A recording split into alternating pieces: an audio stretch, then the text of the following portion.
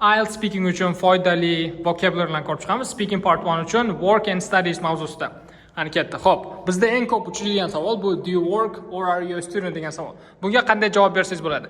Aytaylik, maktabda yoki universitetda o'qiydigan bo'lsangiz, quyidagi frazalar ishlatsangiz bo'ladi. I'm a 10th grader at school. 10th grader degani 10-sinfman degani. Aytaylik, 9-sinfman demoqchi bo'lsangiz, I'm a 9th grader desangiz bo'ladi. Mana bu sinfda o'qiydigan odam degan, nechinchi sinfda. Faqat maktablar uchun ishlatamiz buni. Endi maktabni yoki universitetni oxirgi yilda bo'lsangiz, I'm in the final year of my high school yoki university desangiz bo'ladi. Va endi universitetda o'qiydiganlar uchun yaxshi frazalar. I'm a freshman degani o'sha universitetda birinchi yildaman, sophomore ikkinchi yili, junior uchinchi yilda o'qiydigan o'quvchi, senior so'nggi yilda o'qiydigan o'quvchi. Misol uchun men uchinchi yilda o'qiydigan o'quvchi bo'lsam, universitetda aytaman I'm a junior at university yoki college. Inglizda eslab qoling, college bilan university deyarli bir xil narsa.